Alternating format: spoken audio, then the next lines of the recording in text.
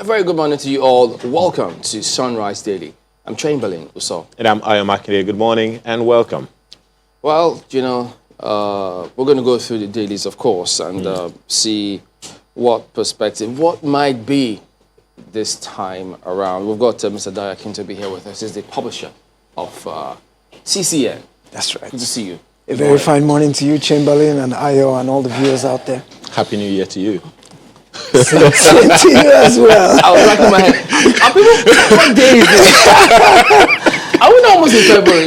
Yes, we are. So I guess whenever anybody sees anyone for the first time. The Yoruba say it different. Okay, you say, I've come with my proverbs. There's the time you see someone, that's the morning. So if you see the person at 5 p.m., it's morning. It's still morning. Yeah, it's good. I mean, African proverbs, they have a way of, linking everything. Whichever area you come from, those proverbs, almost the same. Yeah. But in some way or the other. I mean, if only we take our time to actually look into those things and see, because therein lies a lot of values, virtues that, our fathers grew up with days ago. But let's go right into the dailies and take a look at Daily Independent and see what they leave with COVID-19. Well, it's still very much here with us. In fact, some say it's going to be here for a while, or some say it's going to be here to stay. Some experts, as a matter of fact. And look at what this Independence reports today. FG releases 10 billion naira for domestic vaccine production.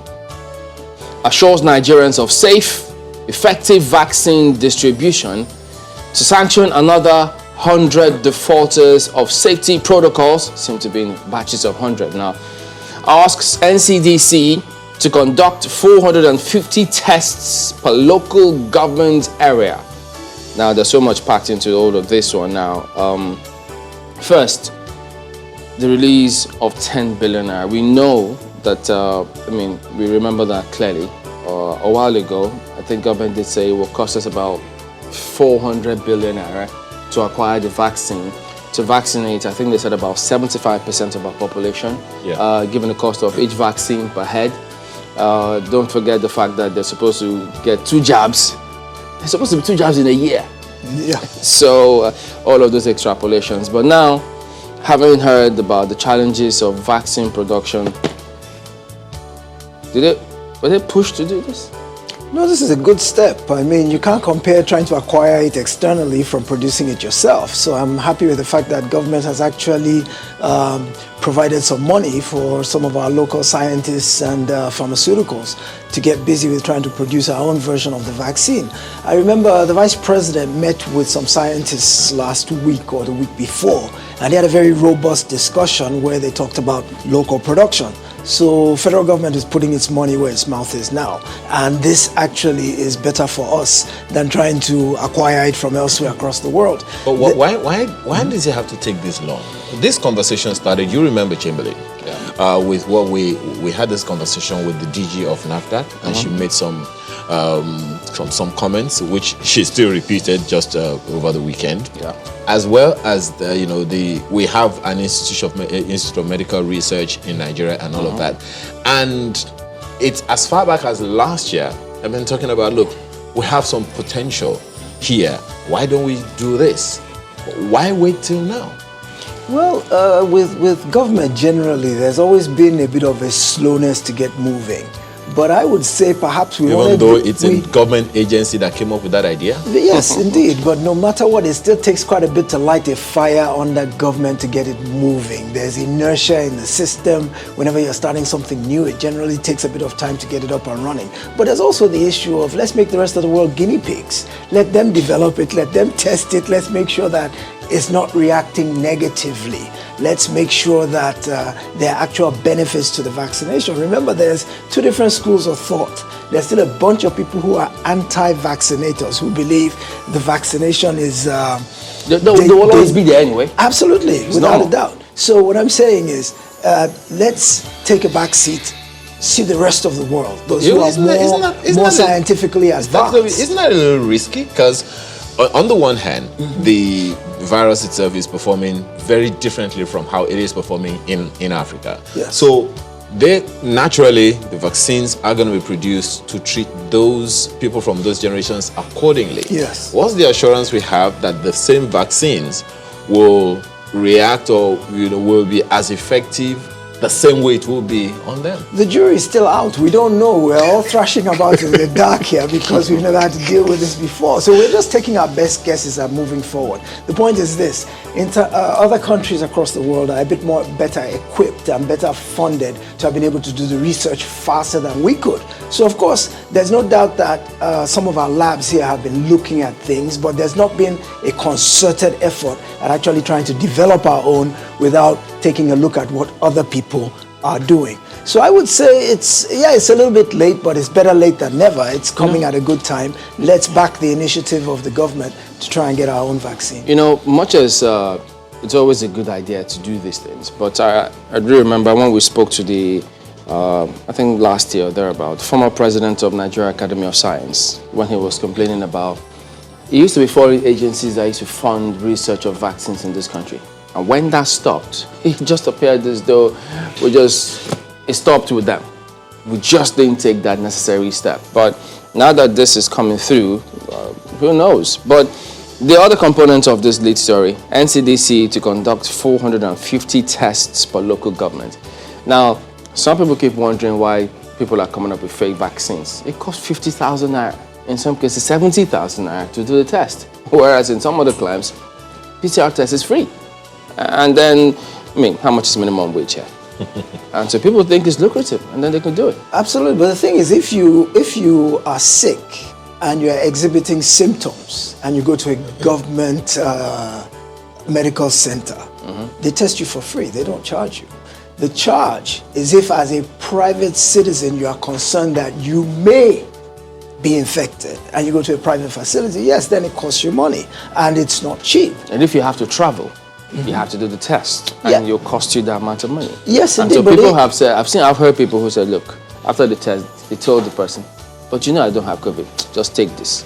Yeah, but travel is a luxury, and it's an expensive luxury. So by the time you've already coughed out the money for your ticket, coughing up the money to pay for a COVID test shouldn't be prohibitively expensive for you. But it turns out that that's not the case. People still complain, saying, no, why should I pay this? Because even if I'm traveling to other countries, it's still free. Yes, but that's because of our penchant to cut corners. Oh boy. Yes. Well, who knows? We'll be looking to see how NCDC go on with that one. But just being that lead story, conflicting interests, corruption, worsen Apapa Ports Road gridlock. Oh boy, it pours in this case, doesn't it? Yes, it does. And We've been on that port road matter for years now. And all kinds of interventions have been attempted. Yep. Federal government's presidential task force, and now Lagos State government coming up with a presidential task force, and this. Yes. Any head? Well, I understand what they're trying to do is decongest Apapa and make some of the other ports more active, or Calabar, Port Harcourt, and things like about that for ages. Yes, they have, but I believe that we'll begin to see a bit of the traffic in Apapa moving away to other parts of the country, and that may decongest that area. All right, and then we also see we paid 900 million naira as ransom to kidnappers in 2020. That's ascribed to Southern Kaduna. 900 million naira. You say, why is this thing lucrative? Why it may not just be going away anytime soon? The Nigerian News Direct has this one. Of course, COVID-19. COVID-19, another lockdown looms. That story is on page 21. Of course, it's on the riding on the back of what the PTF chairman said yesterday. I mean, looking at this, the first thing that came to my mind was that, okay, on the one hand, we're opening schools. Yeah. On the other hand, we're saying another lockdown looms.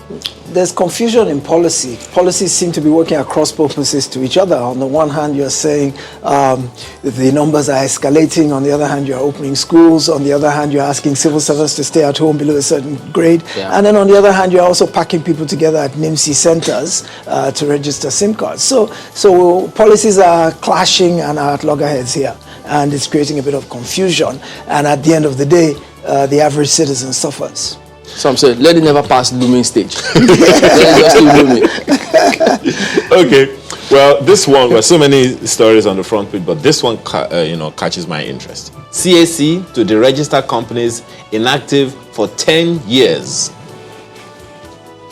What does inactivity mean? If they're not getting If they're not doing, the company hasn't been active, hasn't done anything. Well, perhaps the companies may be active, but if they don't file returns, they may be assumed No, they don't have to file returns because once you're an active company, you have a bank account. As long as you're doing a turnover and 10 kobo is going into that bank account, it's recording somewhere. You're active. Okay. So it doesn't have anything to do with filing the return. It has to do with the turnover that your business is generating. So as long as you are a registered business, by and large, under all things being equal, you would have a bank account. You would be paid by check or by transfer. Those things will be recorded somewhere. The easiest way to track a business in this country is not through filing its returns or through its tax registration, it's through its bank account. And trust me, the FIRS knows every business but this is CAC, in this country. this is Company Analysis Commission. Yes, but remember, they work in tandem with the FIRS as well. So FIRS simply refers back to CAC. Wait, does that mean that if once or twice in 10 years there's an activity, you're not deemed to be inactive? No. No, you're not inactive. Okay, so it has to be consistent 10 years. Yes, indeed. Oh, I see. All right, Markwe. Indeed, we have this one for you. Good morning, Mr. Akintobi, and of course, good morning to Nigerians. Leadership leads with COVID-19 as well. They say anxiety over rapid spread of COVID-19 as schools resume. It's on page 4. You have a number of riders to that story. Parents reluctant to send wards back to school. I don't know why they did that poll, but it'll be an interesting read. Partial compliance with protocols across states. Tests, not requirements for reopening, that's according to federal government. Releases 10 billion naira for local vaccines. Nigeria to receive 10 million doses in March. Those are the headline. That's the headline at the riders of the front page of Leadership. But if you look at this one, CBN to crash price of maize with 300,000 metric tons intervention. That's on page 4 of the paper. What are your thoughts on what's been going on in that sector? Recall that last year we did hear that the price of maize was shooting through the roof. There was some controversy when the president ordered, I think, 30,000 tons to be released, and then some people said, oh no, that's not what the Ministry of Agriculture, that's not the memo they received. Now we're seeing that the central bank wants to crash the price of maize with an intervention of 300,000 metric tons. What are your thoughts on it? Oh, that in any way you look at it, that's a good move because the biggest concern at the moment in the economy is inflation, and maize is critical to a lot of the things we consume. And we have grain reserves, and if the government sees that the prices are going through the roof and the things it can do to reduce the pressure on prices, so release 300,000 tons of maize is actually a good thing. And I think we'll begin to see the effect in the downstream part of the market very soon. Things to do with bread, things to do with everything that maize comes from. So I think it's a good move at the end of the day. The picture there is telling a story in maybe perhaps more than 1,000 words. You see there, Minister of Science and Technology, Dr. Ogbunaya Onu, test riding a made in Nigeria car presented to him by the manufacturer, Mr. Awal Hassan, in his office at the Federal Secretariat yesterday. Now, the car does look a little wonky, but I'm sure it moves, and who knows what sort of prototype it could serve. Do you have any thoughts? Just wondering with regards to that car before we move to a story that could be more serious. But what are your thoughts on the car? I like that appellation, wonky. But yes, it does look a little bit unorthodox, but as long as it moves and can get from point A to point B safely, I think it's an accolade to our innovators and creators in this country that we do have that entrepreneurial spirit. We do have creativity and energy. And if given an enabling environment and empowerment by government, by private sector, that some of our inventors and innovators can actually get things done. You look at the Wright brothers 200 years ago, the very first prototype of a plane that they put together was probably wonkier than this car that this gentleman has created. So this is just a stepping stone. We will refine it and build on it, and a few decades from now we'll be using the term superlative to describe it as opposed to wonky. Well, let's pray. That's definitely the prayer. Let's hope that that's exactly what happens. But if you look at the bottom there, Southwest governors read Riot Act to kidnappers, criminals. Page 12 is where we're seeing it. Arrest those threatening Bishop Kuka. Soyinka tells federal government. Yeah, that statement came out yesterday. I don't know if you've had a chance to see it, but what do you make of the Nobel laureate's letter to the federal government and the spat, I will not say spat exactly, but the response of the presidency to the statements made by this group threatening to asking Bishop Kuka to leave the north, and also the statement that was made by the bishop himself. I think it was telling that, actually it was a good thing that the federal government spoke up very quickly and said that nobody has the right to tell Bishop Kuka or anybody else to live anywhere, that he's protected by freedom of speech. He's perfectly entitled to render his own opinion. You don't have to like his opinion. The proper thing for you to do is to issue your own rejoinder and give your own opinion. But you don't have any right to tell anybody they must leave any part of the country that they're legally settled in. So for Professor Soyinka's statement of yesterday, he basically defended Bishop Kuka and said that he didn't cast any aspersions on Islam or any other religion in his statement, and as such he should be left alone. I read Bishop Kuka's statement, and I agree entirely with Professor Soyinka that what the man was focusing on primarily was the state of the nation. His concern in his Christmas homily and in every other statement he's made for the last 20 to 30 years have been about pointing out the ills of Nigeria and giving his own opinion about the best ways to resolve them so that we can all live together peacefully and harmoniously. All right, take a look at the Guardian next. Nigeria's rail costs, I'll go again, pardon me. Nigeria's rail costs exceed AU's estimates by over 100%. Can you beat that? Look at the writers. Non-competitive bidding responsible, says experts. Contracts awarded before preliminary designs. That's in quotes, part of the story. NRC is in better position to speak on subject, insists Transport Ministry. Interesting. We're not part of contract signing, NRC says. Kano Maradi project signed despite AFDB funding advisory.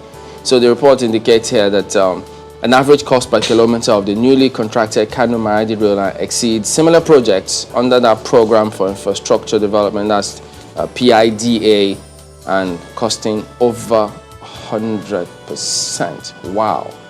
That's absolutely ridiculous. We have procurement laws. How do they get these contracts signed without following due process? I mean, how do you do this thing whereby your cost per kilometer is 100% more than where it's done in other parts of the continent? And I think it just continues to speak to the corruption in the system, contracts being awarded without due process. And at the end of the day, it's the consumer that suffers, because here you are, you've paid 3, 4, 5 times what by rights you can get it for, and the cost is passed on to the citizen, because one way or the other it's public money that's used to fund these things. And I see they say here 283.75 Kano Maradi standard gauge rail as a contract cost of $1.959 billion. And it's a loan. Oh boy. It's a loan, right? And they're not passing the buck. We don't sign contracts. This the other department that signs the contracts. We don't know anything about it. I'm sure an investigation will come out of that. Well, we hope so. We hope that something, at least now that the Nigerian Tribune. Sorry about that, Chimney. Yeah. Nigerian Tribune has this one. Akeredolu gives herdsmen 7 days to vacate forest reserves. Bans night grazing, outlaws movement of cattle within cities and highways. Amotekun OPC deploy men into forest as herdsmen kidnap travelers in Osun. Most Okada riders in Oyo spying for bandits and foreign kidnappers, according to Amotekun boss. What do you make of this? That's a very strong move by the Ondo State governor, and I want to say it's a very good move. I think it's been a long time coming, and I hope his counterparts in other states take a leaf out of his example.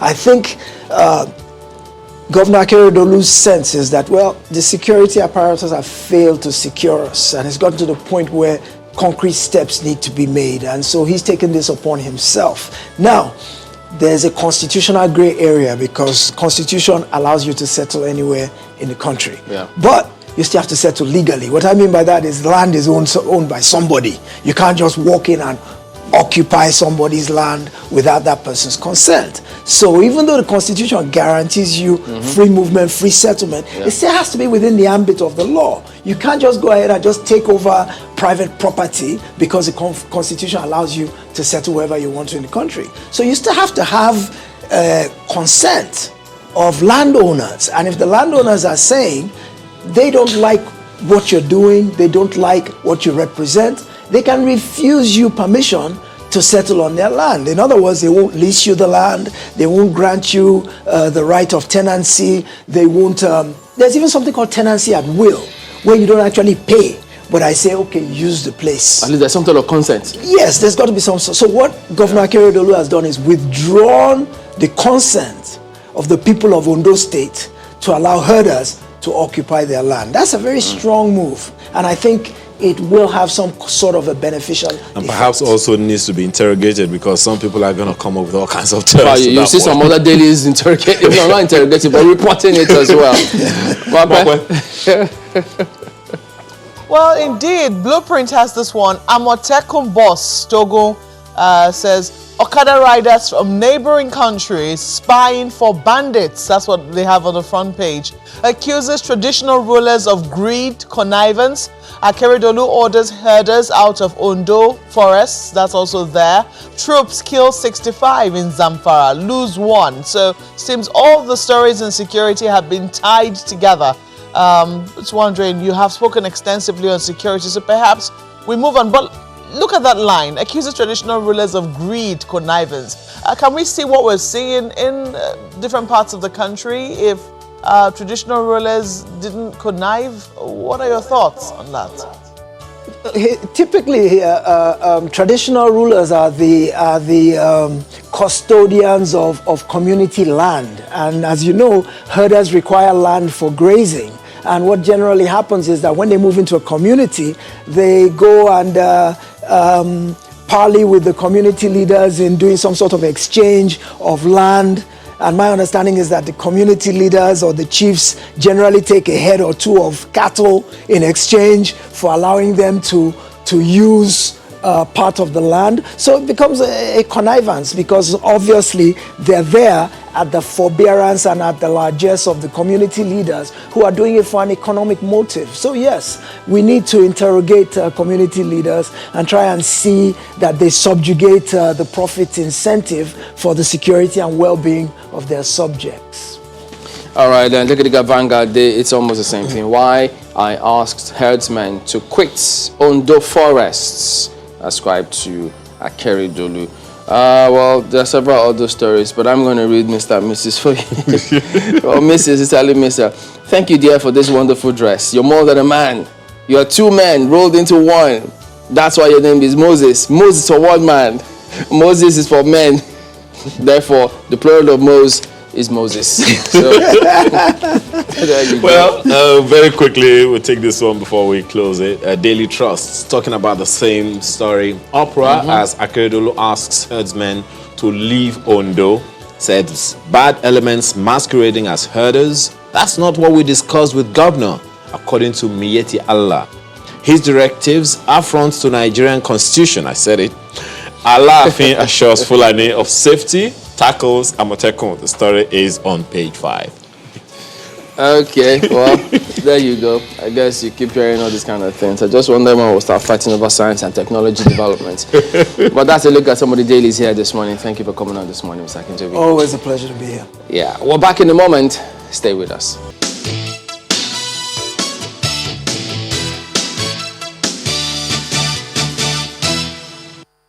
All right, welcome back. Yes, we're keeping our focus on what's going on with the resumption of schools. Well, yes, we have heard the briefing yesterday by the Presidential Task Force on COVID-19. But this morning, we've got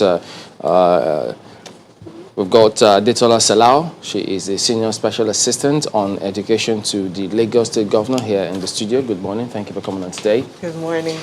We also do have Yomi Otubela, who is the National President of NAPS. Good morning, Ms. Otubela. Thank you for joining us as well Thanks today. for having me. And then in Abuja, we also have Honorable Anyakan Omana, who is the Member House Committee on Media and Public Affairs, among so many other titles. Good morning, Ms. Omana. Thank you for joining us as well today. Okay, let's start from here. Let's start with you. Yes, a lot of concern about what is going to happen to schools when they do resume, when students get back to school. We know that some time ago we looked at some of those provisions, the requirements for students or schools to comply with the protocol before they resume. But what is the state doing now about the safety of students when they get back to school? The COVID-19 pandemic has actually necessitated rethinking of education delivery. And this requires out-of-the-box ideas and also requires us to be inclusive and more engaging in how we go about learning, with technology as a sharp enabler of being able to create this delivery. That being said, what we've been doing in the state is, number one, a lot of the budget has gone towards what I had just mentioned, including technology as an enabler of how we're going to deliver education, and also redoing the protocols of how students come into school. We have on days and then off days. Off days, students utilize technology to be able to have learning. And this actually helps us to make sure that no learner is left behind. We also are working on improving learning outcomes by retraining our teachers. I'll be speaking a lot about that as we continue in this segment. Retraining our teachers to be able to utilize technology, both in the private and public sectors, so that they can be able to make sure that, once again, no child is left behind, because quality education for all our children is a must. Okay, Mr. Tubela, I know that at that time too, the comparison between the public and the private schools, there were concerns about the students who had to come to school, go home, moving back and forth. Many were not too sure how all of that was going to play out. What kind of considerations are you giving, or is your association giving to that now? Yes, in terms of the mode of resumption. Yeah. Okay. What we're doing in recent time is to engage the parents and all other stakeholders the more in ensuring that the student safety come first. In means of trying to compare risk and benefit of returning the children to school, we have put so many things in place to balance lives and livelihoods. And one of those things is to set up committee that engage parents in what we call COVID-19 protocols officers, CAPCO. This team rotates daily to visit schools because their children are involved and they have more stake in this issue. And they rotate daily to see that not only that these COVID-19 non-pharmaceutical materials are in place, but they are sustainable and there is adherence. Aside that, there are also a team of officers within the associations who go around to advise and informed the populace within the stakeholders of the schools to ensure that there is total adherence to this non-pharmaceutical protocol. We also maintain social distancing by ensuring that we use alternative means of learning. And that is what we call virtual learning within our schools. Students learn, say, little hour in school, say about 3 to 4 hours in school, and later in the day, in the evening, they resort to learning virtually to support what they've missed in school. And this has been tremendous. It has not been normal. We are moving forward and there is no going back. Madam, one of the concerns a good number of people have had, I'm sure you are aware of it, is that for the House of Representatives, for instance, why are we returning children to school now when, while the numbers were very low, less than 500 or thereabout, schools were shut down? But now the figures are very, very high, undulating around 1,500 confirmed cases daily, and where the schools have to resume. Okay. What was the... I'll address that. One thing I also needed to add is the fact that not only have we, in terms of creating safety protocols for our students, not only do we have off and on days, our school hours are actually shorter. Instead of going our normal 8 to 3, we've shortened our hours to 8 to 1. So there's less, how will I put it, school time, less time for interacting. It's really compact, straight to the point, and then school is over. So there's less interaction, less movement. You get what I mean? Okay, now to address the issue of why, when numbers were lower, I'm putting air quotes, versus now that numbers are higher. We need to understand that during that time, we actually had less testing compared to now. I believe we have more testing protocols now, so which means we have more reported cases. But beyond that, I also want us to look at education long term. I think a lot of us are looking at education short term. When you talk about education, you're talking about generations. And there was a report by an association that I belong to, an international association I belong to, where they were saying that in the US and in the UK, we have students who, their education, their learning outcomes were shortened by 3 months due to the lockdown. 3 months, as an educator, 3 months is a huge amount of time in the child's mind. It's something that has domino effect later on. And that's 3 months for people who are sitting down and they have a lot of research, they've had a lot of data. We're also working on that data currently to see how far behind our students affected during this lockdown.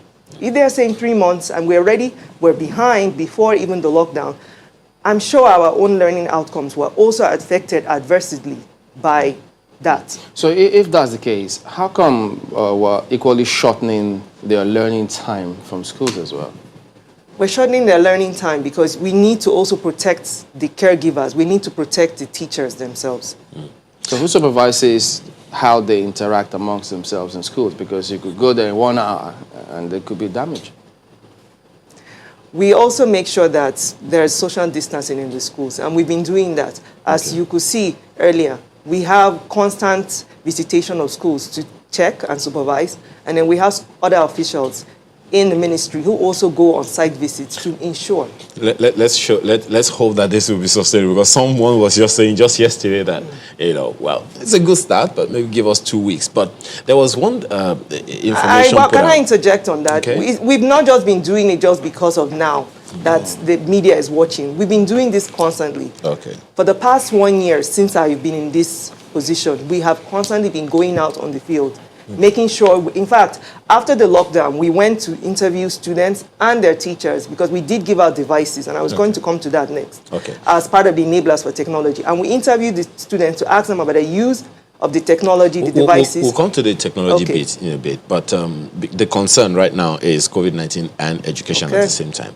There was a school readiness template put out by the Federal Ministry of Education for the national level, the state level, and school level. For the state level, one of the things that was put out in that statement, item 2 in the readiness plan, and the sub 2H says, ensure parents submit the field COVID-19 testing consent form for all children. Is this part of the consideration that's been made? I'm sorry, repeat that. School readiness template for state level is from the Federal Ministry of Education, has the NCDC and the UNICEF supporting it. Under protection and well-being, item H says, ensure parents submit the field COVID-19 testing consent form for all children. Are you aware of this? Yes, and this is something that we are working on with the schools, particularly our private schools, because of course the public schools, we are the ones who determine specifically what happens in them. But even the private schools, we do have templates, we do have a program on how the school administrators and the heads of schools will work with the teachers and work with the parents on making sure that each child is healthy before they come to school. And every child, we have also protocols put in place that every child as they're coming in, they are checked to make sure that their temperatures are checked and they are sanitized and they are wearing their masks. The concern is not whether or not they have the temperature or not. You know, of course, about COVID-19. You don't change it, but that the form is like, okay, maybe the state government or the schools are going to test, but the parents need to consent that would happen. I think that's what this means. Is that the text? Is that the sense of what this provision says from the Federal Ministry of Education? I would say that is something that we are working on behind the scenes.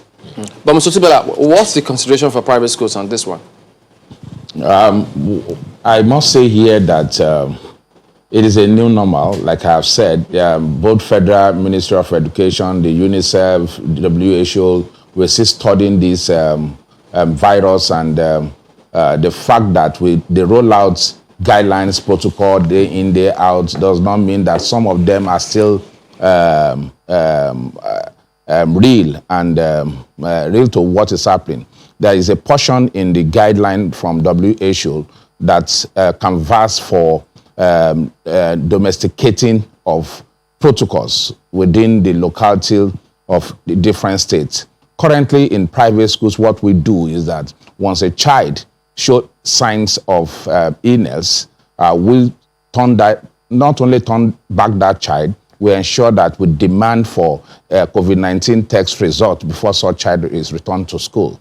And I must say here that school alone is not the driver for COVID-19, and there is no zero risk in any of the part of the community. In as much as we open shops and we go there out, we still meet these children at home. And a good number of these children still go to the market. Some of them are now trading, hawking, and the best place that is most orderly in the community is still the school. It still remains the school, and that is why we have to return them back to school, not only to be educated about their academic scheme, but also to be enlightened on how to combat and curb the spread of COVID-19 within their community.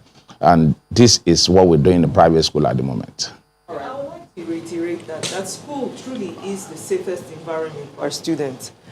It is a place where we can contain, and we can also make sure that health standards and measures are being enforced. Okay, we'll come back to this, but let's get to Abuja as well. Markwe?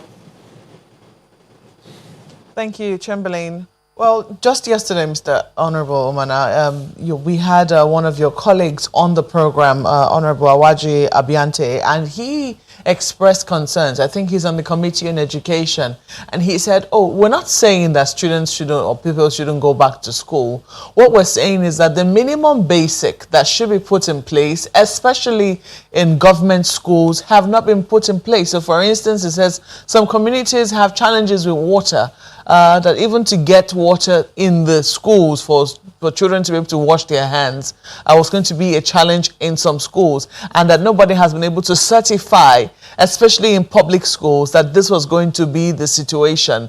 And so he had these reservations and was saying that perhaps we should give another 3 months before schools go back, schools resume. Well, that hasn't happened. But what are your thoughts on this conversation and this debate on the resumption of schools?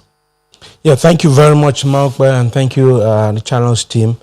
First, let me say that this is in my opinion, and I'm speaking as a person, I think it's important that schools resume. And I want to commend the federal government, and some of the state governments are keen in ensuring that children went back to school, irrespective of whatever opinion anyone holds. I think that a combination of ASU strike and the COVID-19 pandemic, in those two, we have lost a complete academic year for Nigerian children in school. And it's not as if the situation just turned around or it's just going down. No, we're seeing higher numbers because we're ramping up testing. And this is a new normal. We have to live with this until we get out of it. So we cannot shut down the future of a very important segment of the society because there is a problem that we ought to battle and fight like everyone is fighting in the world until we get the problem solved. Now listen, if you take a look at what is happening in the society, we have our markets open. Are people not going to market and buying food to come back and eat? Even in those places, we can't even find social distancing. We can't find people wearing face masks or keeping to the protocol. But they are buying food, including some of the people working in our various houses, going to those markets, buying food to come and cook for us to eat. And then we suddenly get so worried that our children should not go to school. I mean, I don't think we should toe that line. Secondly, we have opened our airports and malls. We do all the social distancing in the approach, and then we get back into the capsule and sit together and get locked. And we stay there for hours, flying to wherever we're going and coming back. And then children will not go to school, at least where you can, we even have an authority that can manage the distancing and manage whatever works. I think it's important we sustain the development of our children and sustain their future. Let me also add that the critical point you raised here, which my colleague Abiante talked about the readiness, I agree, like a typical Nigerian issue.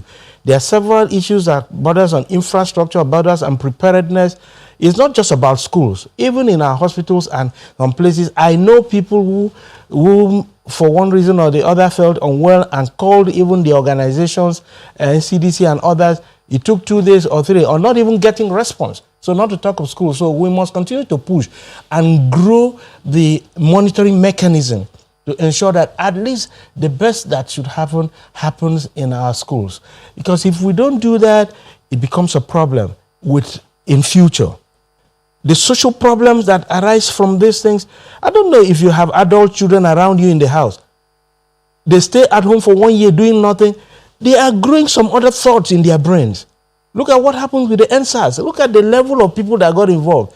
These were children that were totally burnt out at home, frustrated. And somehow, with the opening of the system, they have ways of ventilating their social energies. They find ways of doing it. So let them ventilate it positively. And let us also, as administrators and managers of the system, put in place mechanisms that allow us to live with this new normal, but without jeopardizing the future of our children. Thirdly, I did raise a motion on the floor of the House on the need to urgently invest and grow virtual education, online education, and so on. And of course, I remember the Minister of State Education, Honorable Nwajuba, did say that government was doing everything to invest in that area as an emergency strategy.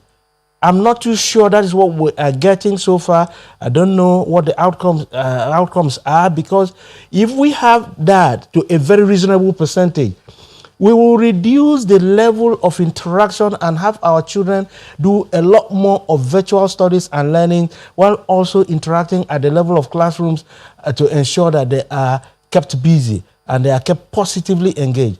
I support the conversation that schools should be in session. I further support the conversation that rules should be put in place and monitoring should be increased and sustained to ensure that schools authorities keep to the protocols. I read the template put out by the Federal Minister of Education and the NCDC in conjunction with UNICEF. It was very detailed. Any organization, without holding brief for them, but I read it from beginning to the end. And I think they did a good job in at least doing the thinking that will form a guide for our institutions to see what, at least understand what they need to do and follow up those things so that at least we can have a system that runs. Is this system not running? Are people not interacting? But we're keeping to the rules. That's what I think, Magwe. Indeed. However, you know, it cannot be one before the other. I mean, the system is running or should start running. However, some people are not keeping to the rules. In fact, some people have no wherewithal to keep to the rules. What do we do about this group of people without jeopardizing the health of those children and those who will be looking after them, say, from their homes? I think that's a bigger question. What's to be done in that regard? I agree, Magwa. It's a collective responsibility. From home, for the students who are day students who go to school every day, the parents have a responsibility of talking to them and letting them understand the rules, what they need to do, from that personal hygiene standpoint, from the face covering. It's just like if you have a driver who gets up and picks you, and then he gets in he's not covering, he didn't.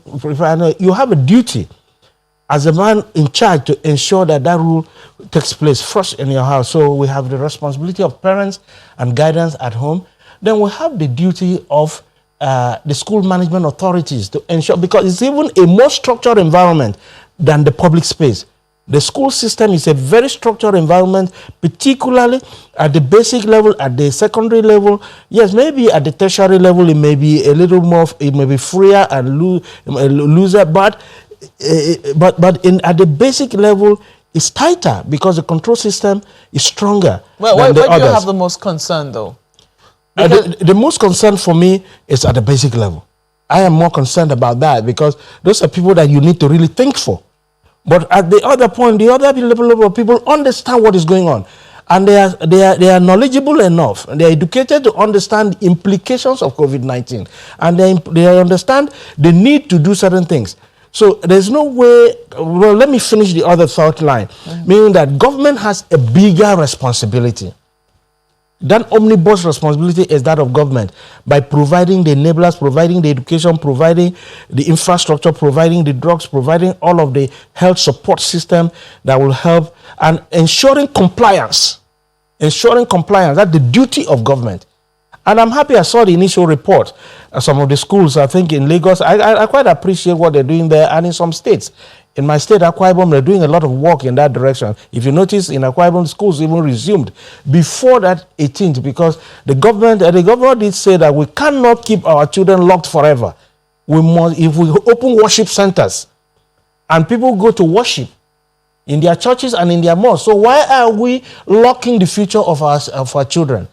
And then we have people, they happily go to preach to a congregation that's not wearing masks, to a congregation of people praying and they are not covering and so on. The rules should come from even the church, from the mosque, from the church, from all of those centers where you have people conurbate in their numbers.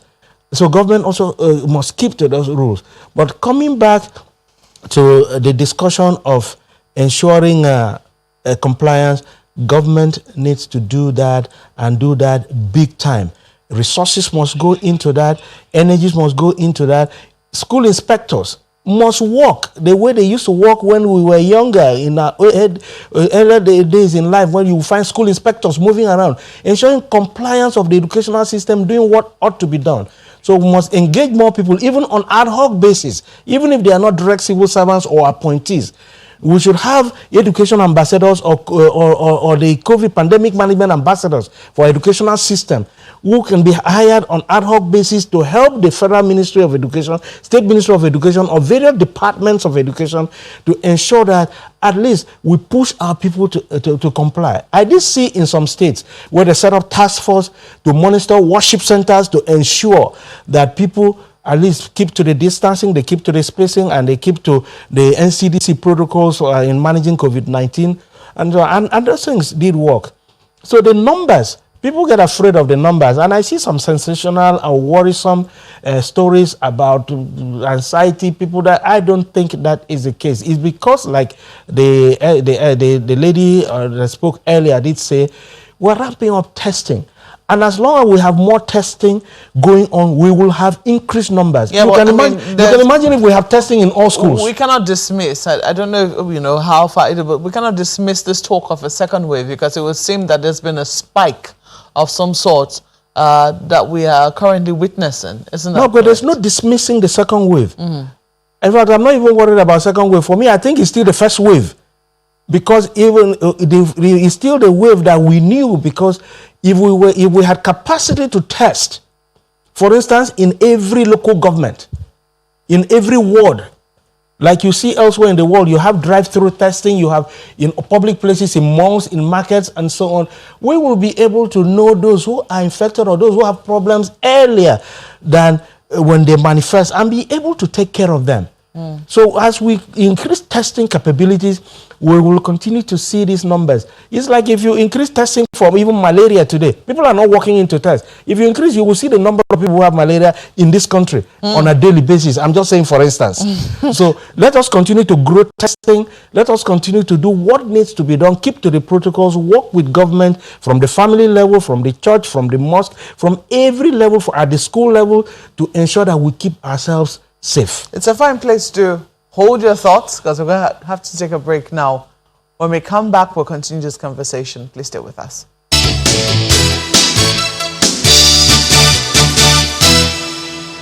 Well, Honorable Anikan Omana is still with us here in our Abuja studios. You know, I'm just looking at this paper, and I don't want to, you know, dispute what any paper has on their front page, but you see this, parents reluctant to send wards back to school. If we're to look at the numbers that we have seen on the screen of the schools that have opened and the students who have been sent back to school by their parents, I mean, of course, their parents will have to consent for them to go back to school. Do you sense a reluctance on the part of parents, or do you think that parents think that it is relatively safe for their children to be in school, and that's why you know, their children are back in school? What are your thoughts with regards to that? I personally think as parents want their children to go back to school. That's my opinion, because I've had the opportunity of interacting with some parents and friends, and even before the resumption there was a lot of anxiety. Why are we still holding up these children at home? Particularly if you have young adults at home, you will understand what it means to hold down a child of 16 to 18 in the house doing nothing every day, from morning to night, week to week after week, months after months, and no opportunity for virtual education, no opportunity for online learning, and so on. So it's a problem. Do you think our parents are just looking to throw their responsibility elsewhere rather than shoulder it and face it themselves? No, it's beyond throwing their responsibility. It's a two-way thing. Maybe for those who have very young children and so on, and then who are also working, they will want to see an opportunity or situation where maybe safely they can also be able to do things that will ensure sustenance of that home. Because if they don't go to work and they don't earn and they make nothing, they will have no food at home and they will not be able to keep their families. It's a multifaceted thing. We are not in a system where you are getting unemployment benefits. We are not in a system where you are getting paychecks because you're off work and so on. And people live almost on a daily sustenance here in this country. People have to go to work, they have to earn. People in smaller private sector organizations will have to really work to earn. Whether if you don't work, you don't get a pay. So parents are also worried to that extent. So it's a multifaceted thing. So that's why all hands must be on deck at the family level, at the government level, at the school level, at the church level, at the mosque level, at the open space level. Every level, all hands must be on deck to keep the system safe. Let's keep to the rules and still carry on with this new normal. We cannot afford to totally close our systems or our homes because of the attendant implications, particularly in a difficult economy like ours. You can see what's going on. The economy is in trouble. The nation has no money. And we are still borrowing and to fund our budgets. And so if we are faced with a situation that is like a total shutdown and so on, the economy continues to dive downwards and so on. So what happens to people? So we need to approach these issues with an open mind and do the best we can do as a people, and government must live up to its expectations by investing in those things that will help the Nigerian people live happily and healthily. Well, it's a fine place to leave it. Honorable Anikan Omana, we have to thank you so much for coming on Sunrise Daily this morning and sharing your thoughts. He's a member of the House Committee on Media and Public Affairs. Once again, thank you. Thank you very much, Malkwe, and thank you, Chamberlain and the team in Lagos. Appreciate being here. It's back to you now, Chamberlain. Well, thank you very much as well. Well, our concluding moments now. Well, Dr. Salau, the measures that Lagos State is putting in place, could you shed a little more light about that bit? Because I know that it was a challenge. Transportation, people will move around. Is that somewhat out of their hands? Lagos State has been really proactive, particularly the Ministry of Education and Ministry of Health has been really proactive in ensuring that compliance is being met as the safety protocols we put in place for students and the teachers are being met. And like I said, we're constantly having COVID readiness visits to schools. And of course, checking the well-being of the teachers and the students. And then I also mentioned about the shortened hours for students. And we've made sure that these are both at the primary and secondary levels. I will also like to address technology as an enabler while we are having this discussion, because technology is something that a lot of people don't understand. What it really is, at its barest minimum, is a tool. And it's a tool that you're supposed to use to make life better. So what we've been doing since 2020 is to utilize technology as a tool to effect education delivery. So what we did last year was we utilized TV and radio as remote learning for our students. And we did have drives where we gave out devices to our students. We gave them simple smartphones and we gave them radios. And that was thanks to contributions from the private sector. And this year we're going to be ramping that up because we have sections in the budget dedicated to ensuring that these devices are given to both students and teachers, and we also want to make sure that we also cross over into giving them in the private sector. Yes, it's free. Private schools. Yes, it is free. And we've also made sure that there's learning, engaging learning, adaptive learning on these devices. Yes, it is free. Mr. Tubela, you spoke the other time about inclusion of technology in learning, which is, of course, a good thing.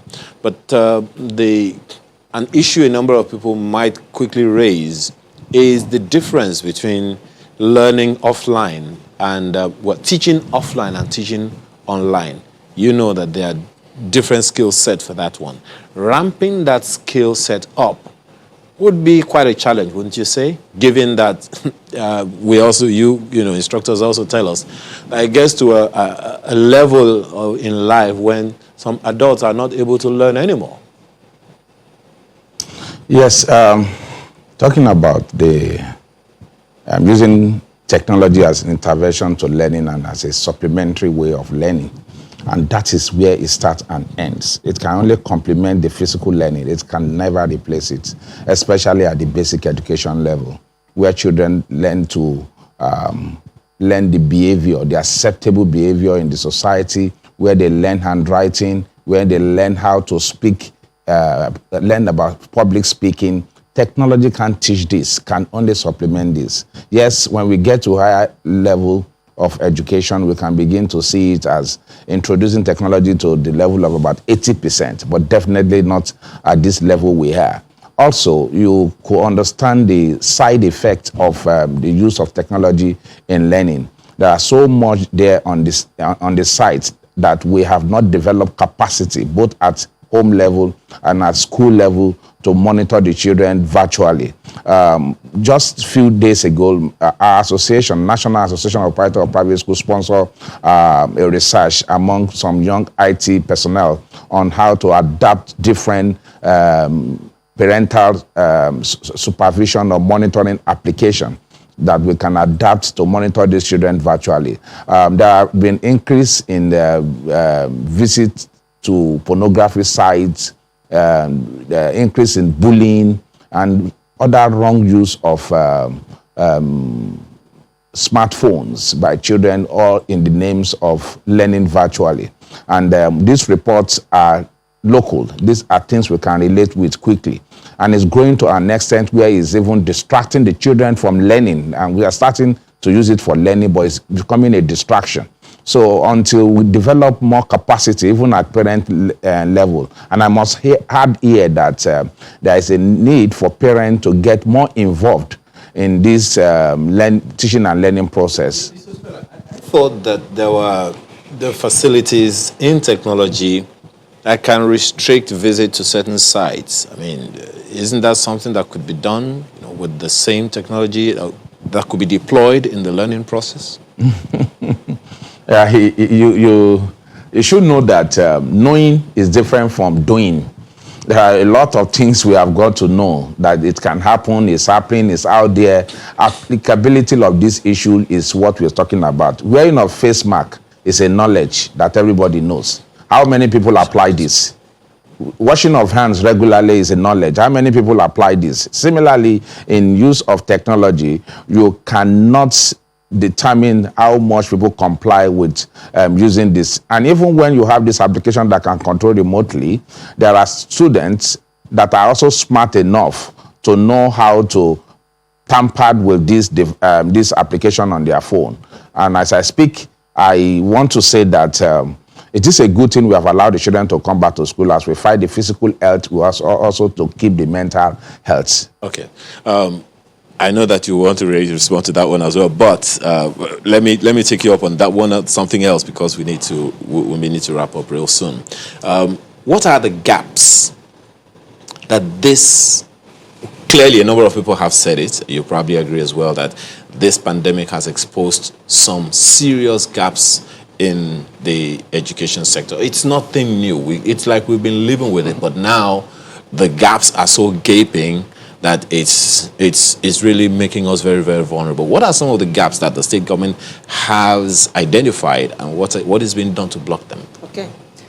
Yes, the gaps have been glaring for quite a while. Well, to those of us who are insiders and are very passionate about reform. And I like to say that in every chaotic situation, in any crisis, like the Chinese say, there's always opportunity. So I do see this as a blessing in disguise indirectly, not on the health side, but in terms of course, exposing the gaps that we described. So what we have done is, of course, we want to make quality education available for all. This has made everyone to see that this is something that we've not been able to address. So now we're talking about how do we address it. We need to make education inclusive for all. Now that we're utilizing technology, remote learning, I heard when I was doing a lot of briefing around this on social media, a lot of Insta Live and interviews by different people and people calling in, that when we were doing the radio and TV programming, we had people from across the country tuning in and utilizing it. We need to understand that a huge segment of our population, unfortunately, are out-of-school children. The radio programming means that they can listen to the radio anywhere it's being played, and the simplest, I call them really simple phones. You can actually listen to the radio on those ones, and they can also tune in. And the range for the range for radio is quite vast, so they can tune in. And I want to actually disagree that the human brain actually stops learning when you're an adult. You never stop learning until the day you die. Your mind is always acquiring and grasping at new skills. That is why it's really important to constantly push and address learning for our students continually. It should not stop. It's something that should continue learning. Lifelong learning is something that all of us should embrace. It's a new reality, particularly for our 21st century, that you're going to constantly learn. You can't say, well, I just learned this skill and that's it. You're constantly going to have to be building yourself. We've got this, someone sent in this piece, says, good morning, it says, Lagos State government is trying, but there's still some lapses in public schools. In Surulere, particularly, Ansarudin High School at Falulu, it's unfortunate that there are over 140 pupils in one class. How can there ever be social distancing? Yes, let me address that. That definitely is a school that's not following our guidelines. Our guidelines are, in a classroom, there should be no more than 25 students, 30 the most. Every time we go into any of the schools and we do COVID readiness measures and we're discussing with them, we tell them JS1 will be maybe, I'm just giving an example, Monday, Wednesday, Friday, that way, and then let's say JS3 will also be that way. The off days, the other class will now be there, which means there are more spaces within the school, more classrooms, for us to spread out the class that will be around during the on day. If you have junior secondary schools are JS1, JS2, JS3. If you have on Monday, Wednesday, and Friday, only JS1 coming in, and you are saying JS2 is going to be out, that means JSS2's classes are free. So that means you can spread out JS1 through JSS2's classes. You see where I'm going? If you can spread them out, let's say you have 140 students in JS1A. You can spread out JSS1A students into those classes where JSS2A, B, C, D, E were. So there is no excuse for why students should be contained in so few Because rooms. I think the states may need to look into it. The person says, as of yesterday, there were 80 students in one class. But before yesterday, it used to be 30 people in the class. It's something where So we're they need going to to check have to, that out. we're going to have to go and visit and check out what's going on there, because that's something we've been very strict about. When we started this program, I mentioned the off and on days. We're very, very hard on that. And we constantly come down hard on them. On All right. One more thing, Mr. Tubela. How are the private schools coping with paying the teachers at this point in time? We better leave that to God and the private school to sort out. Would the parents, would the teachers accept that, leave their salary to God? I leave that to God in the sense that we have taken our destiny in our hands, and with the help of God. Government has promised so many palliatives, and that has not been coming. There is this survivor fund that federal government in particular introduced, and we are told that for 3 months, teachers in private school will be paid, even though maximum of 10 per school will be chosen, even where we have 80, 100 teachers in a given school. Among these that are chosen is just about 2% from our data from all private schools that are available in the country. For those who actually register online for this program, the number that were chosen were less than 20% of those who actually apply. And as I speak with you, not even all the 10 that were chosen in all schools are getting this survival fund. And it's just a 30,000 naira per month for 3 months in some cases, and the highest you could get is 50,000 naira per month in some cases. And there have been a lot of complaints in our secretariat of schools who had gotten the first month but didn't get the second month. There are some who have not even gotten at all. And I said the data is quite discouraging, that the only way out is for us to begin to ask God to show us direction. Okay, as quick as you can, Dr. Why are they not paying? I can address the fact that I mentioned inclusive education, and one of our things that we're really driven about for the budget is inclusive and making sure the quality education is addressed to all. A part of our budget line is also working with our private schools in this area, because we know it's really hard. And one thing that I have to say about Lagos State is we all know that a lot of our students in Lagos State are in these private schools. So we do know that we do need to support the private sector, because a lot of our students are there and we need to work with them. We need to work with them. So the thing is, how do we make sure that the public sector supports the private sector? And that's something that we're really, really working hard on. As a dedicated part of our budget concerned with that. And we do need the private sector to come on board and engage with us more, to tell us about these concerns and to provide us this data that he's mentioning, because that will really help to drive the interventions that we want to create for them. So we're hoping that, that social distance handshake will happen such that things can be sorted out. But we do thank you for coming on, Dr. Adetola Salau, Senior Special Assistant on Education to the Lagos State Governor. And then we also have had Yomi Otubala, National President of the National Association of Proprietors of Private Schools. I got that one right. Thank you for coming on as well, and we wish you all the best. We're also talking about schools. We've got a man, Chris Lems, who is out there on the streets in Lagos. Good morning, Chris. Where are you? What's happening to schools at the moment?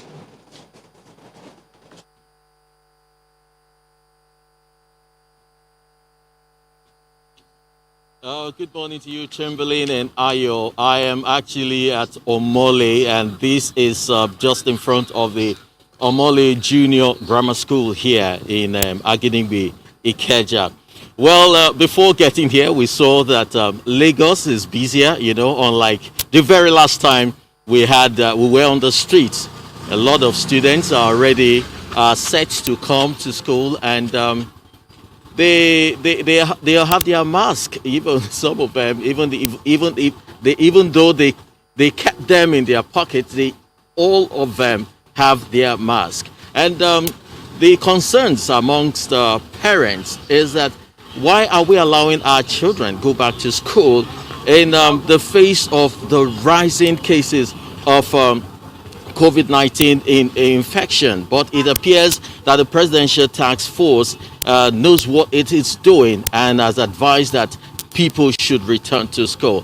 Well, here at this Omole school, we've seen how the protocols they've put in place, the procedures.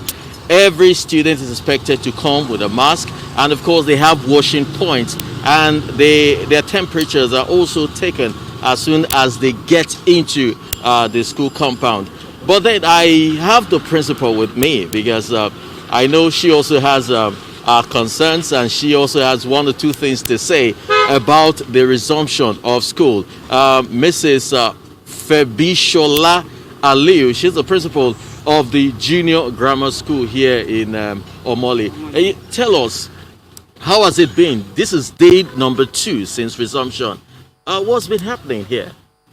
The school reopened yesterday, and the students they responded because we have enlightened the parents before the resumption that they should train the children to follow the COVID-19 protocol, since we already know that the school is going to reopen, and it's like the children, they are aware and they have been following the guidelines. They all wear their face mask, they keep the distancing in the classroom. We don't have more than 30 students in our classrooms.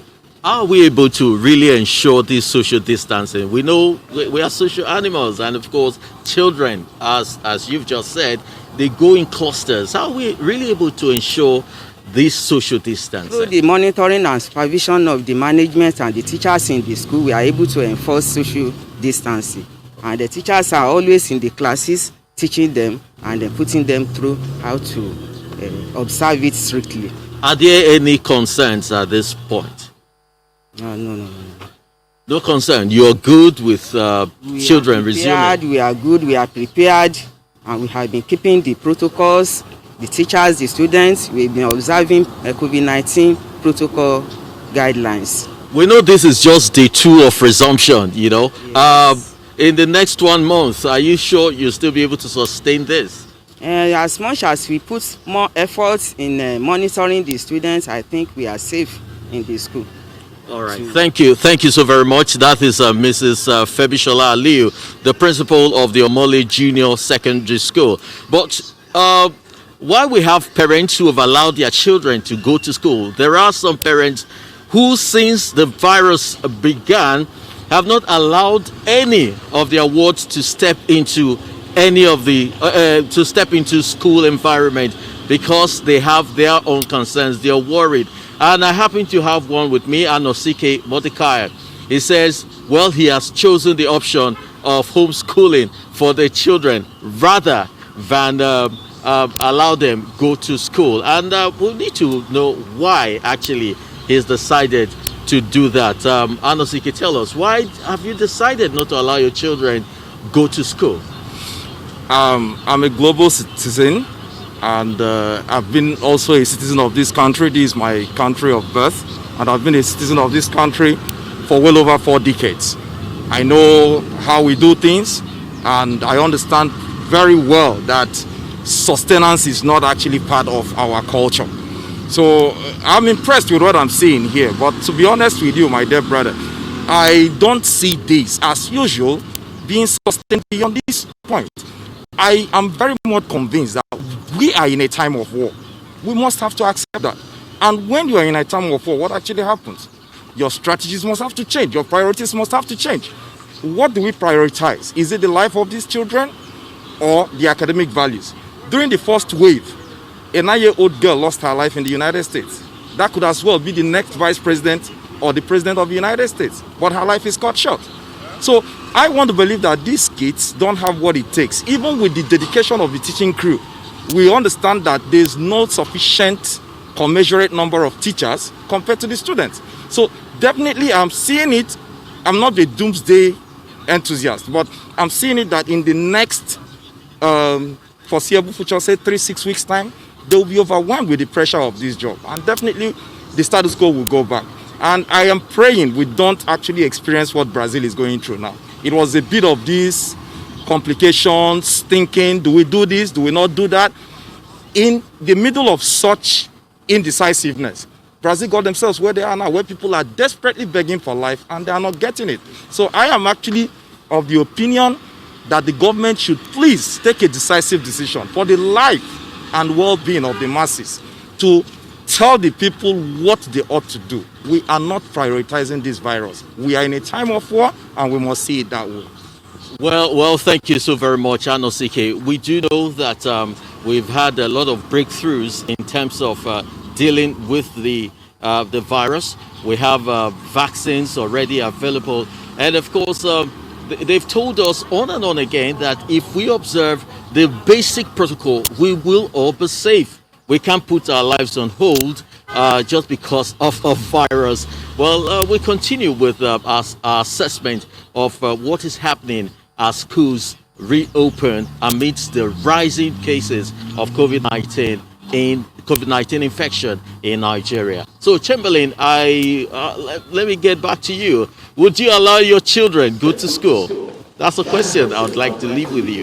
All right, so when you come back to the office, we'll talk about that. Thank you very much indeed, Chris. So we're back in a moment, and then we'll take it from Abuja, and when we return in a moment, stay with us.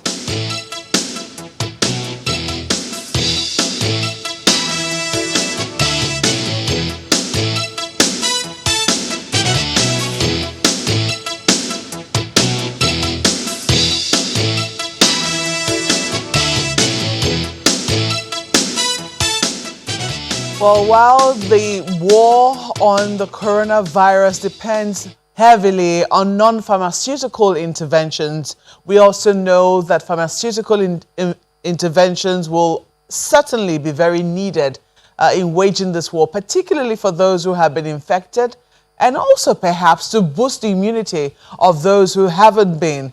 Nigeria definitely has an institute to look into this, which is NIPRID, a National Institute for Pharmaceutical Research and Development. And heading that institute is Dr. Obi Adigwe, who is the Director General. Dr. Adigwe, you're welcome to Sunrise Daily this morning. It's good to be here, Malcolm.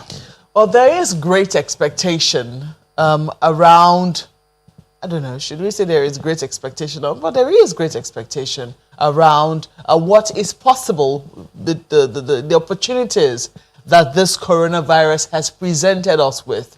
For some, they believe that, it could help us get more health conscious as a people, even though we have experienced something like this in the past. If Ebola easily comes to mind, and, the practices that should have stayed with us didn't, but perhaps because of the prolonged nature of this pandemic, maybe they will stay. On the other hand, they're also hoping that some of our research capabilities will come back to life, which is where your institute comes in. People are looking to your institute to see what is possible from there, largely, especially with herbal medicine. What has happened so far in the wake of the coronavirus, especially within your institute? Yeah, so you're quite right that there are great expectations. And just to put it in perspective, let's look at the entire ecosystem for interventions that are addressed towards controlling the pandemic. So at the higher level, you have a broad division of pharmaceutical interventions and non-pharmaceutical interventions, which obviously hand washing, mask wearing, and all those other activities fall under. Now, under the pharmaceutical interventions, there are also you could broadly divide it into three major categories. First, you have the vaccines, which has been thoroughly discussed and has been on the table for the past few months based on the new initiatives from the West. But you also have the conventional medicines. Now, these are things like remdesivir. These are things like chloroquine. These are things like other new interventions, or rather other old interventions, which are conventional medicines, which are being either repurposed for COVID-19 or are being put forward for the first time through clinical trials. So that's the second major category. Then you have the phytomedicines, which you mentioned, and that's where a lot of the work that is being done in Africa and in parts of Asia are being put to the fore. So for NIPRID, all the three categories under the pharmaceutical interventions are areas where we've been providing value. So you're looking at vaccines as well? Oh, yes, we're looking at vaccines as well. We're looking at vaccines as well because vaccines, as you're aware, is a pharmaceutical product. And so it's within the remit of the National Institute for Pharmaceutical Research and Development to bring forward new interventions, new processes, and new products in that particular broad area. That is interesting, because only this morning the papers have the story. The federal government they've released 10 billion naira for local vaccines. Now, we do not know if that's still your institute, or if, you know, because sometimes when they say release it, we don't know if the money has actually been released. And if they have released the money, as it says here, have you received any funds? Well, that's a question for the Federal Ministry of Health. As you're aware, the National Institute for Pharmaceutical Research and Development is an independent agency which is supervised by the Ministry of Health. So if that is in the papers, it's probably been released to the Federal Ministry of Health. So they're the ones who will be in the best position to answer that question. But will you be expecting any funds? Well, what we're doing for vaccines in particular, we're looking at the different areas where we can add value. If you look at the literature that's out there, go on the internet, as far back as 5-6 years ago, we were one of the first that started to propose for local vaccines manufacturing to be taken as a priority. On the 30th of April 2017, I gave an interview to the Guardian newspapers. I followed it up with another interview about 3 months later. And even up until last year, 18th of March, I gave another interview to Farmer News newspaper in Lagos. And they were all geared towards increasing the consciousness for Nigeria to, you know, heighten the prioritization of local vaccines manufacturing. And this was ages before coronavirus even became an issue. The first time we put forward our proposal, it was when Nigeria struggled with meningitis. But these are the lessons, like we were mentioning earlier. Things happen, we seem to learn a lesson, and then when that emergency goes away, we don't carry on. But thankfully, this administration took on board our proposal 4 or 5 years ago, and that was how the Nigerian government now partnered with a local manufacturer to bring forward the bio-vaccines company, and that's a step in the right direction. Other things that we've done in terms of vaccines is, as you're aware, vaccine hesitancy is a big issue. And we had raised the alarm about vaccines hesitancy a few months ago. In fact, as I'm speaking with you, my officers are in the field undertaking that research. Because now that the West has started receiving vaccines, there is empirical evidence that suggests that in context, in countries, in communities where vaccines hesitancy is high, the rollout of the vaccines is not it's not as optimal as it should be. Take, for instance, France. France has a high level of vaccines hesitancy. And if you're looking at the countries that have done very well in terms of the rollout of vaccines, you have Israel, Bahrain, and UK on the one hand. And on the other hand, countries like France and the US have done very poorly. And vaccines hesitancy has been identified as a variable. So we at NIPRID are trying to identify what the thinking is here in Nigeria, even before the vaccines come on board. So these are the type of research activities that will bring value to the entire vaccine ecosystem when it gets here. But that's not all NIPRID has done. You know, we've done quite a lot of work in terms of conventional medicine. We were one of the first to put together several clinical trial protocols that were aimed at looking at conventional medicines.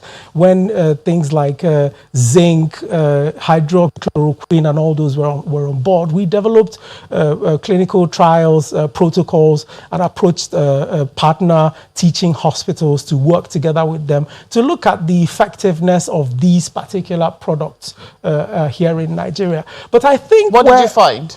Well, we haven't quite moved as quickly and as in an expeditious manner as expected, and it's because we didn't have the kind of funds we needed to move forward, you know, and those are still on the front burner. We've been approached recently by one of the groups that's looking at ivermectin. That's another conventional medicine that seems to have activity, you know, that we should be looking at. It's just a little worrying. I mean, when you say you don't have the kind of funds that you need, one would think that, you know, in this sort of season, you know, one of the areas that will be prioritized to be research, and whatever that you need to get going will be given, especially with regards to the pandemic. But just wondering, you've spoken about vaccines to a large extent and your involvement in that. You talked about the conventional medicine, conventional drugs, and then now you're talking about the phytodrugs. Phytomedicine. Imagine that's herbal medicine. Yes. To what extent will what happened in Madagascar herbal medicine and the blow that suffered? I'm trying to remember the name of the medicine now. COVID organics. Exactly. The blow that they suffered, to what extent do you think that could affect whatever it is that you come up with that is herbal here in Nigeria? Well, incidentally, the first categorical research piece that analyzed the COVID organics, which went on to be accepted the world over as the most categorical position, was from NIPRID. NIPRID was the first agency that looked at that product across the world, not just in Africa, that looked at that product and said, this product does not do what it claims to do. There are benefits, and we went ahead to identify, even though they weren't, the active ingredients weren't written on the pack. We went ahead to identify, using our fingerprinting technology at NIPRID, to identify the key active ingredients. And we went ahead to say, from our analysis, this product can do A, B, C, and D, but there is no evidence to show that it can do this. Incidentally, 2 weeks after we undertook this analysis, and the Minister of Health, Minister Hanire, and the Secretary to the Government of the Federation, Secretary Boss Mustafa, went on the telly and made public our findings from NIPRID. 2 weeks later, the healthcare system in Madagascar fell apart. And if you go online, we were quoted, our analysis went viral because people were struggling to identify what was in the product. People were struggling to identify the science behind the product. And that data wasn't coming from Madagascar. So NIPRID provided the first body of evidence, the first data that said anything about that particular product. And that is the value that NIPRID brings to phytomedicinal research.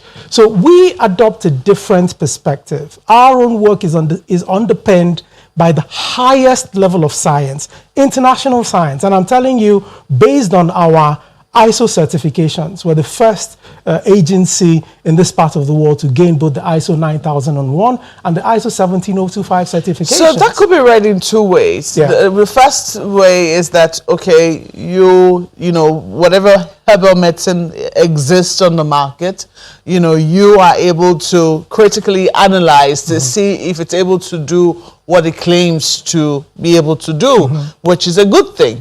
On the other hand, some people will say, oh, you're only here to pull down. What exactly are you coming up with, which you think will be the cure ultimately that is herbal? Very good point, Mark. And we don't only talk the talk. At NIPRID, we also walk the walk. We're the first agency in this part of the world to develop an anti-sickling agent from drug discovery up to phase 2, phase 3 clinical trials.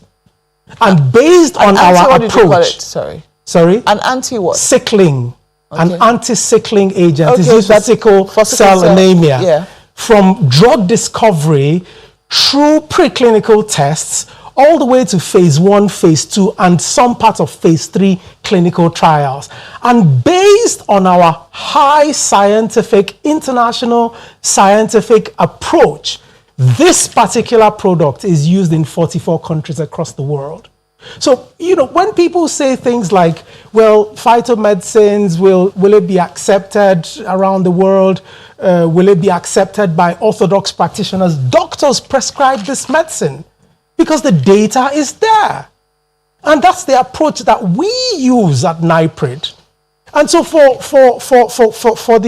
coronavirus, in addition to our analysis for COVID organics, it's not our job to pull anybody down. In fact, for COVID organics, this is the first time I'm saying this publicly, when the findings of the analysis started coming out, I had pressure internationally and nationally not to release the results.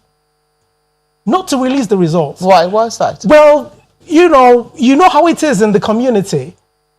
Where the first, I don't know if other people had looked at the results, but we were about to bring out groundbreaking results for a product which across Africa, people were sending jets to Madagascar to pick up.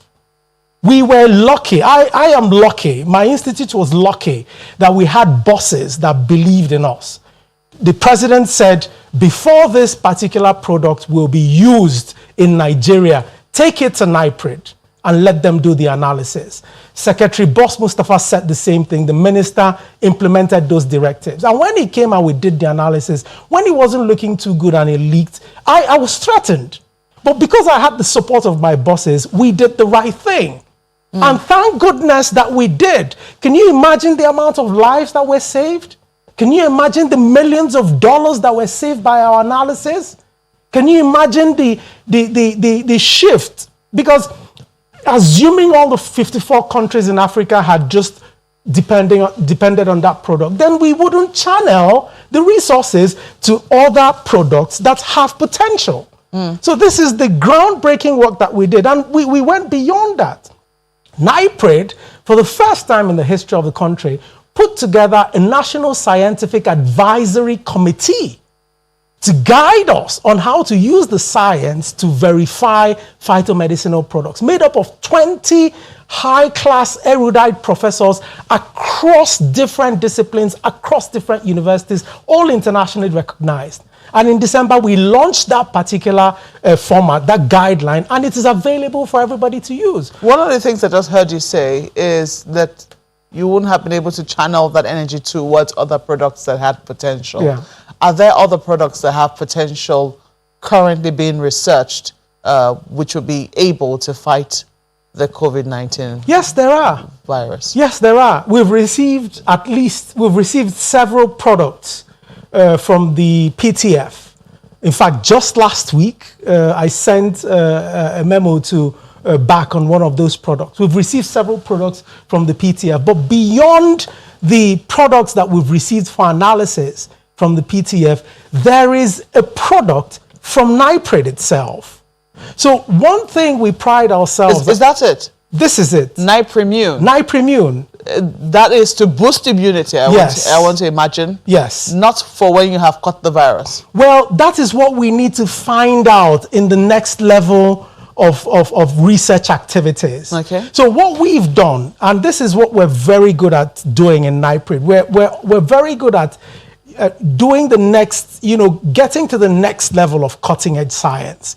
So our focus now in NIPRID are things like nanotechnology in medicine, things like artificial intelligence and machine learning in drug discovery, things like API and excipient research. In NIPRID? Yes, it sounds in almost difficult to believe. I mean, let me convince you. Without prejudice to the work that you've done. I get you. Certainly not. I get you, but over and over again, we've demonstrated that we have world-class scientists in NIPRID. No, not because of the scientists, but because of the equipment. Oftentimes, the personnel will be there. Yes. But they're often frustrated by the lack of equipment. And I agree with you.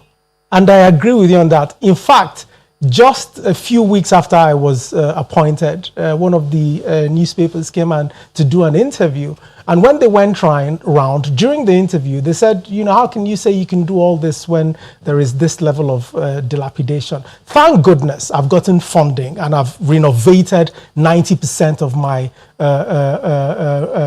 formerly dilapidated structures. I've gotten new equipment. I've built up capacity in terms of laptops for all my staff, in terms of training, including international. I've done all that in the past 2.5 years of my appointment. But you know what I answered that particular reporter? I told them that if you look at how to run a research institute, you have the infrastructure, which is the equipment you mentioned. and then you have the personnel, that it takes 10 to 15 years to build up competent personnel. But equipment, give me 20 billion naira, I'll get world-class equipment. I will train my 75 masters and PhDs within 6 to 12 months. And the next year, we're operating as a world-class institute. That's what it is. So right now, existing as a government, as an independent government agency, which you say is supervised by the Ministry of Health, what has been the greatest challenge to you as a research institute? I used to think that it was funding, but in the past few weeks, I've realized that it is prioritization. So, I think it was a couple of weeks ago, I was doing an interview, and before I go in for an interview, I do some reflection. And during the interview, you know, a similar question came up, and I mentioned all the things I had done in my institute, how I had used my funding to renovate, you know, the bulk of my infrastructure, you know, get new equipment, train my staff, get operational vehicles, get people moving.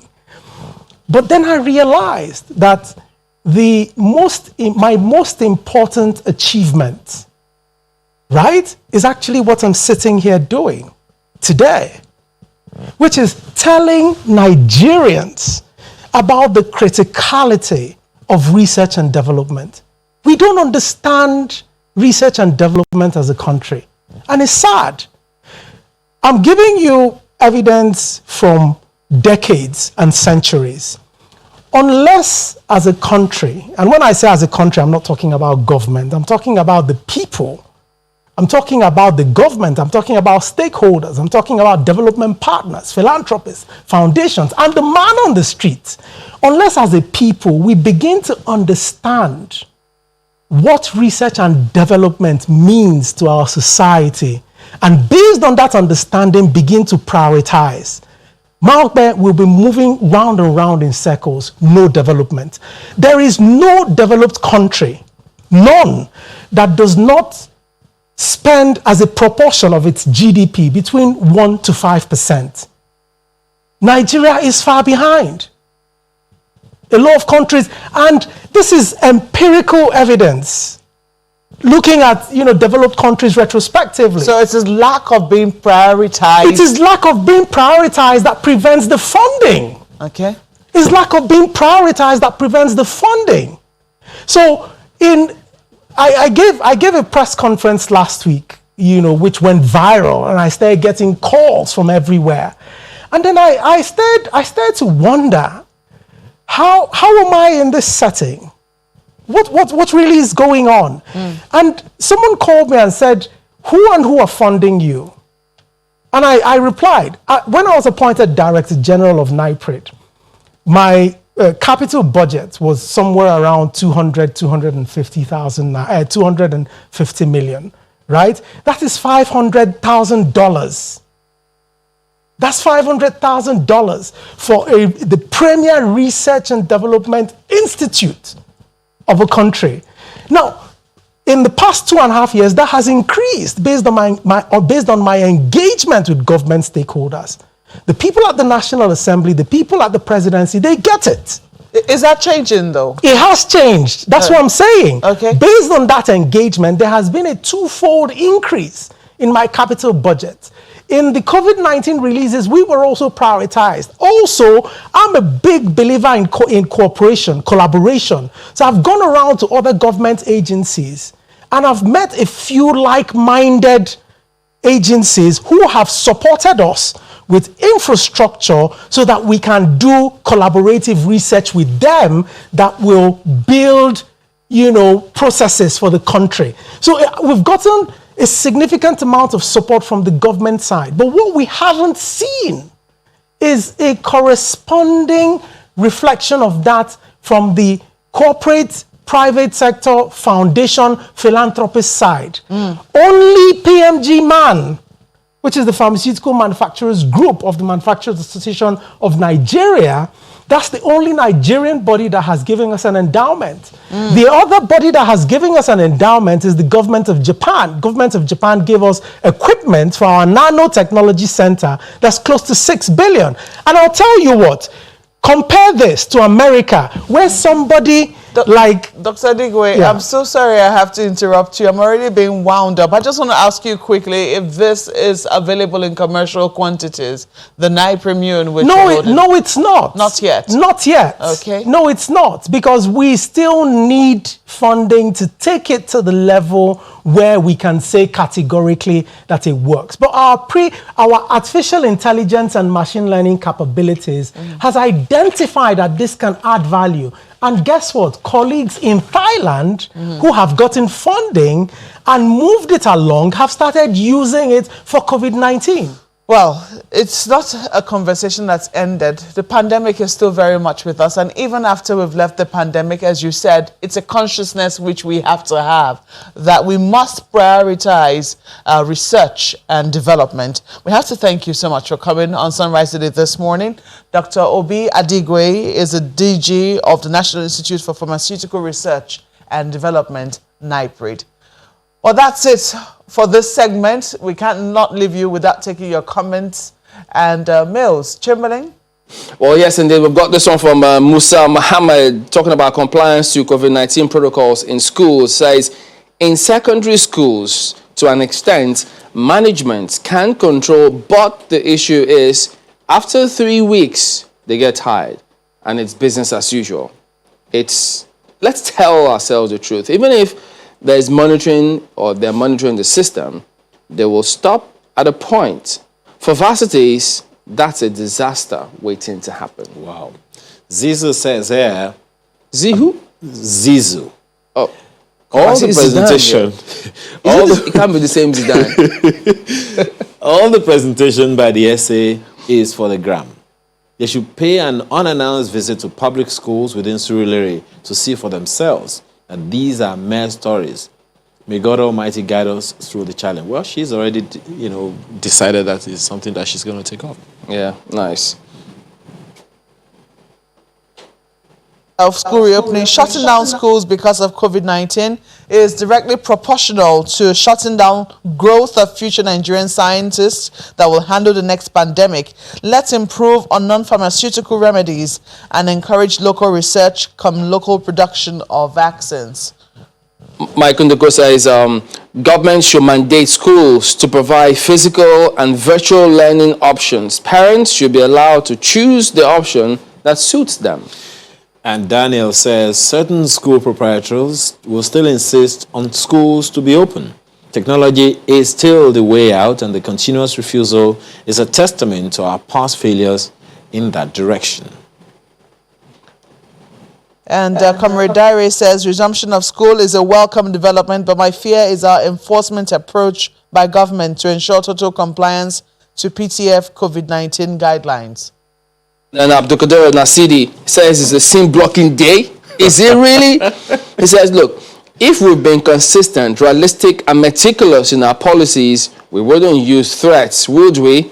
This NIMC_NG registration should be a continuous process, not a do-or-die affair. Just like voter education? Yeah, and voter registration as well. It should be a year-long thing because people turn 18 every day, don't they? Absolutely. So there you go. All that is it today. Thank you all for your comments. We appreciate all of them, and we look forward to them every day, even on Saturdays and Sundays. Well, thank you for watching. We'll see you next time.